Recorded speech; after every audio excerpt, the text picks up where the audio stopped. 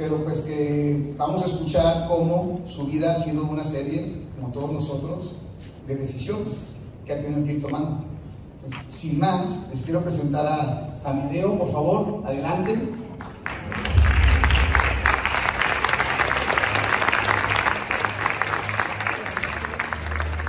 Me encantó lo que dijo Jorge, ¿eh? ¿Sí?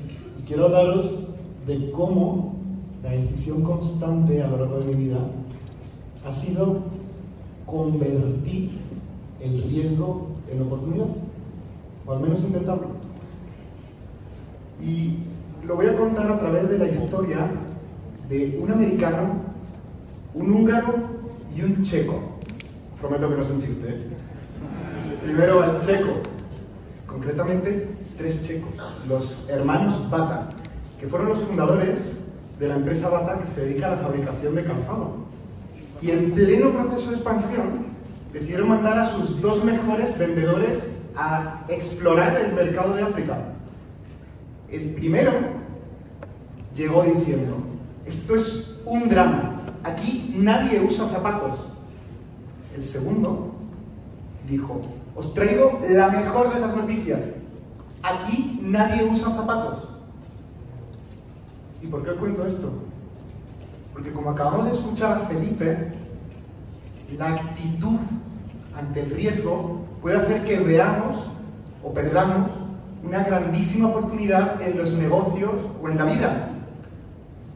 Bata hoy está presente en 5 continentes, 70 países y cuenta con 5.800 tiendas y más de 30.000 empleados. Y nada de esto podría haber sido posible sin una buena gestión del riesgo.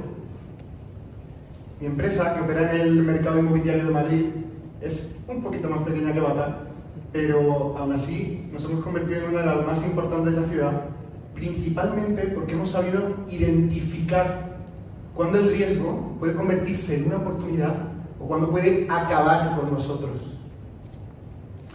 Y en los siguientes 15 minutos os voy a hablar de cómo he ido gestionando estos riesgos a lo largo de mi vida profesional.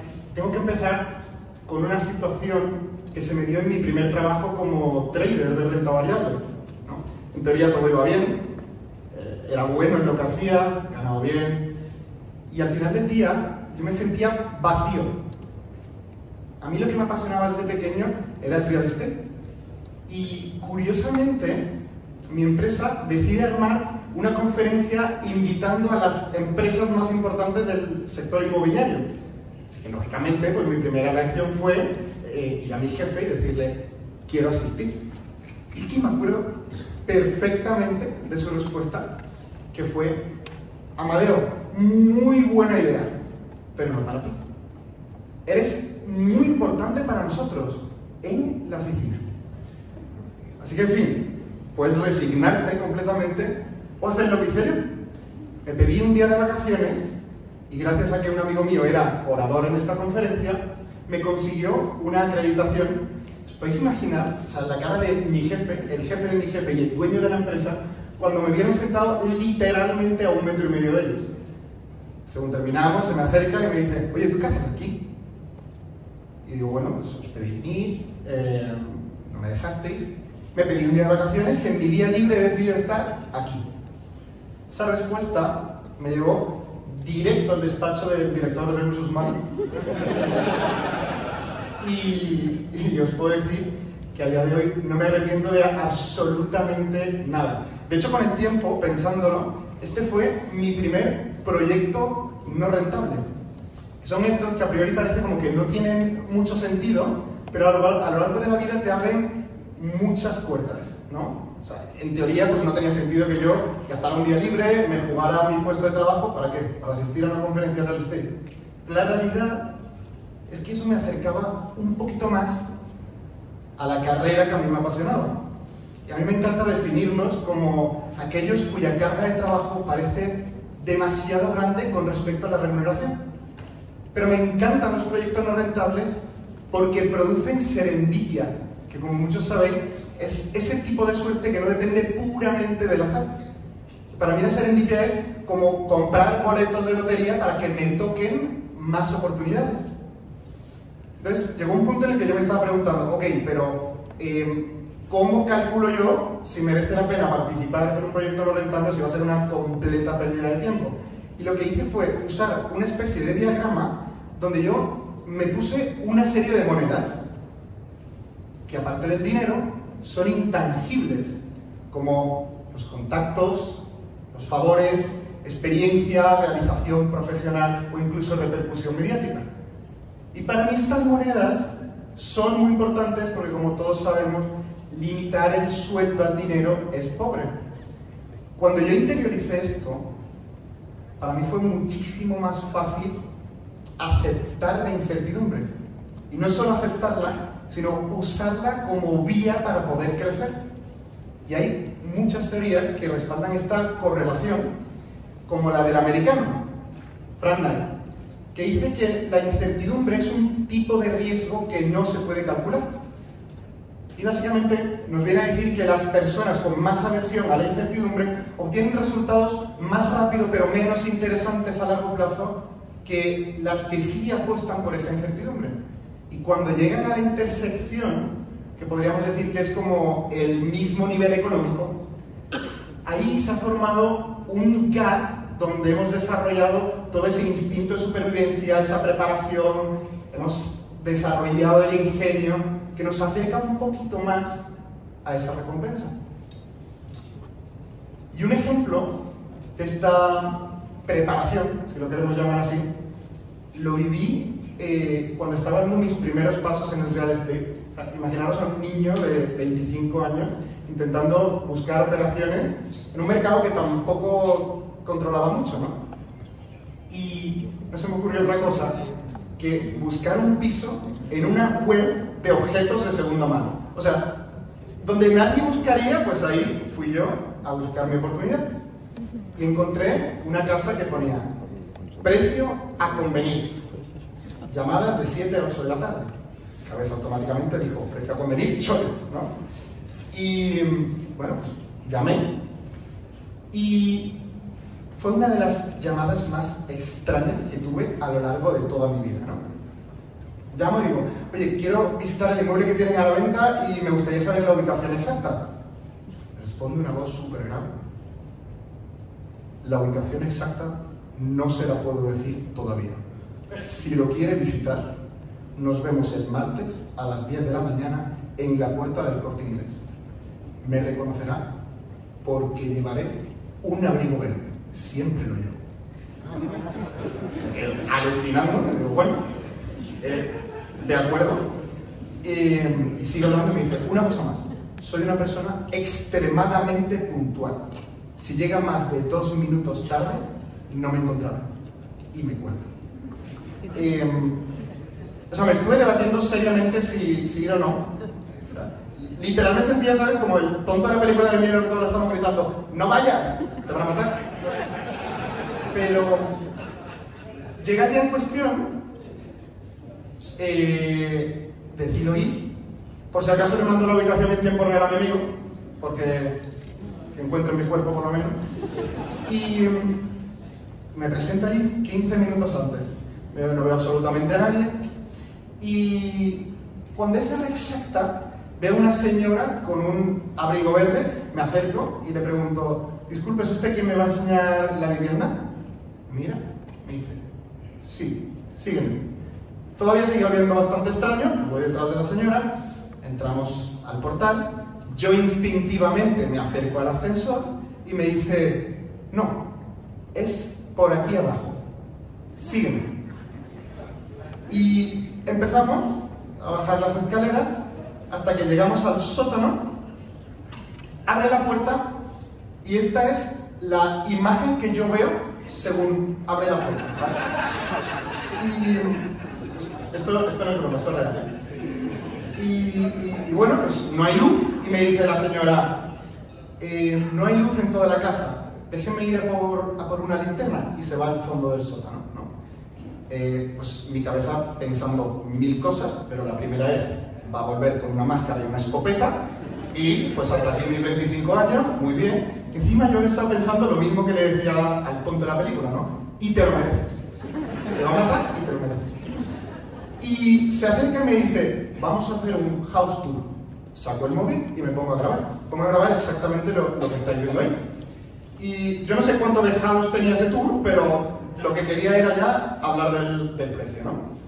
Le digo, vamos a negociar. Dice, sí, por supuesto, pero lo vamos a hacer arriba, caminando. Y por otra parte digo, gracias a Dios. Subimos y se pone a llover como no había visto una cosa igual en toda mi vida.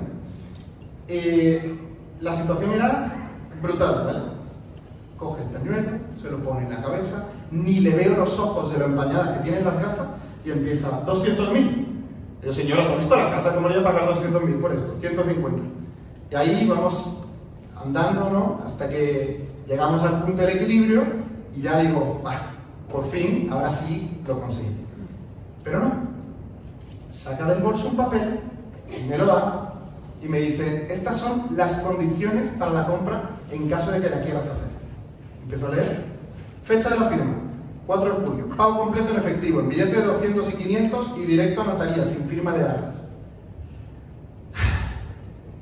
En ese punto digo, dame 5 minutos. Me resguardo en un portal y empiezo a llamar al abogado, al notario, al banco, al papa casi, y me aseguro de si se puede o no se puede hacer la operación. Y curiosamente, sí se podía y la hice. Fue una operación bastante rentable, pero lo más interesante es que esta operación no me dio como moneda de cambio solo dinero, sino que me dio un contacto. Yo necesitaba a alguien para reformar ese sótano y me presentaron al mejor arquitecto que conozco hoy, que es mi actual socio, Víctor. Lo veréis por aquí, lo habréis visto ayer. Y con Víctor me pasa una cosa muy curiosa, y es que cuando dos personas que tienen habilidades complementarias, pero comparten la misma pasión, machean, se produce el efecto superaditivo, que es que dos personas no suman, sino que multiplican. Así que empezamos a asociarnos y armamos un one-stop shop inmobiliario y comenzamos a crecer. Lo que ocurre cuando empiezas a crecer y ya controlas lo que estás haciendo, que caes en la relajación. Fíjate, la solución a este problema nosotros la encontramos de la mano del psicólogo húngaro Mihály Csikszentmihalyi. Sé lo que estáis pensando, la respuesta es sí. He estado como 2 semanas para aprenderme el nombre de este cabrón y todavía no lo he conseguido. Pero el buen Mihály lo que nos enseña es que cuando tienes un nivel de conocimiento suficientemente alto de lo que estás haciendo y un nivel de desafío también muy alto, o sea, que supone un verdadero reto, que te saca de tu zona de confort, entramos en lo que se llama estado de flow. El estado de flow es la máxima capacidad de motivación y producción de una persona. Y eso es lo que nosotros recordamos cada vez que caemos en uno de los dos extremos. Ahí es donde surgen las cosas. Y cuando tenemos, por ejemplo, un surfista profesional que quiere agarrar una ola en Brasil, cuando es muy pequeña ni siquiera le merece la pena, y cuando es muy grande dice, me va a matar, no lo voy a hacer. Pero ahí, cuando encuentra la ola perfecta, es un ejemplo que me gusta mucho para representar ese estado de flow. Cuando juntamos estos 3 conceptos, que es una buena gestión del riesgo, hacer proyectos no rentables mientras estás en estado de flow, es cuando se multiplican las oportunidades. Como por ejemplo, una que os voy a contar ahora, que además nos cambió la vida, que fue cuando hicimos una reforma nada rentable a una directiva del Banco Santander.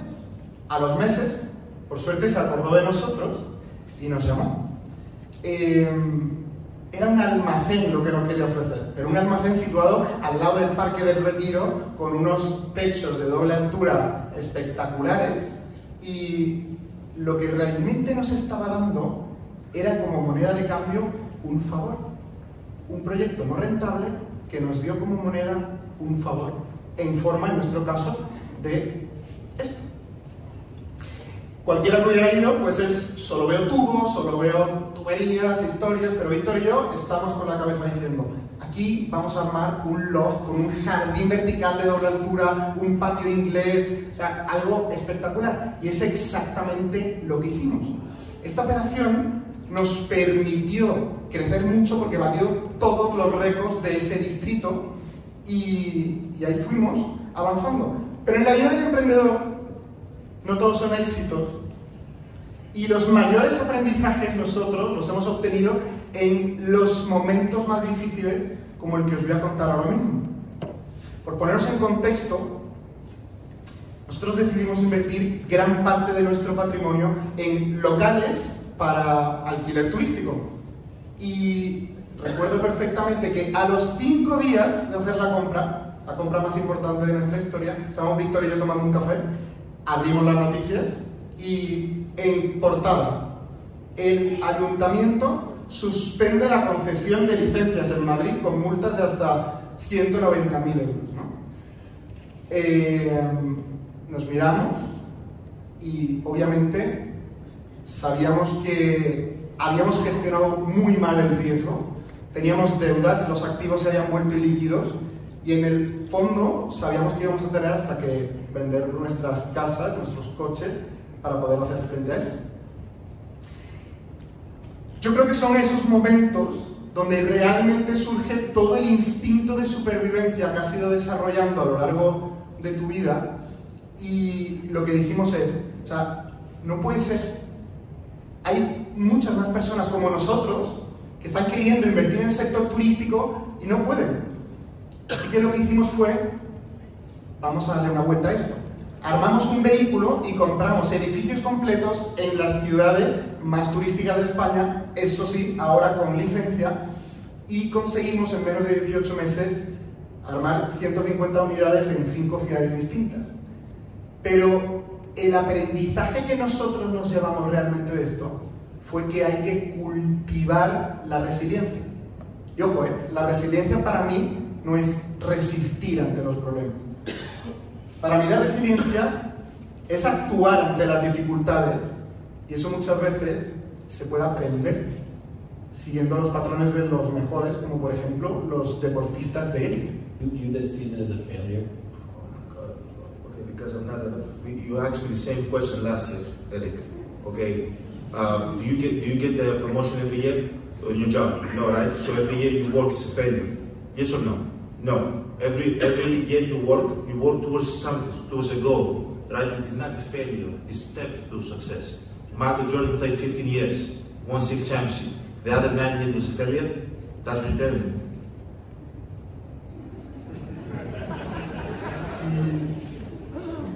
Es que parece muy trivial lo de que el fracaso es parte del camino, pero es que es así de cierto.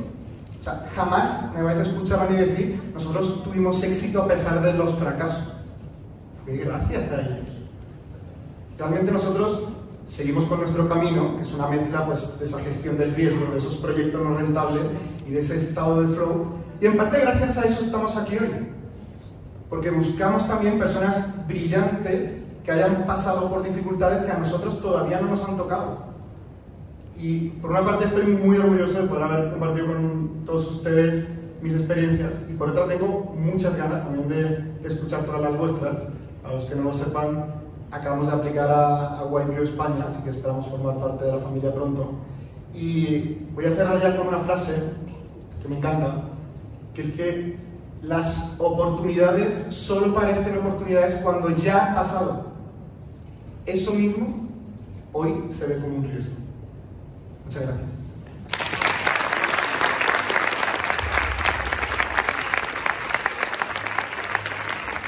Good,